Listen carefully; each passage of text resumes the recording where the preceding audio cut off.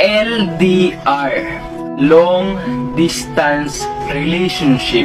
Oops! Huwag kang mag-alala kaibigan, dahil hindi lahat ng LDR ay walang kasiguraduhan. Dahil karamihan sa tamang tao nakikita kung gaano kalayo ang pagitan, diyan mo masusukat kung gaano ka talaga niya kamahal. Diyan mo masusukat kung gaano siya katatag, katapat at willing maghintay.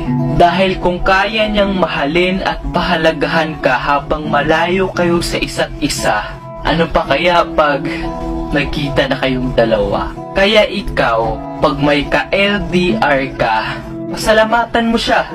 Pasalamatan mo siya dahil pinili ka pa rin niya kahit malayo ka. Pinili ka pa rin niya kahit hindi nyo nahahawakan ng isa't isa. Tandaan mo, hindi madali ang LDR. Kaya kailangan nyo ang tiwala, hindi ang mga walang kwentang hinala.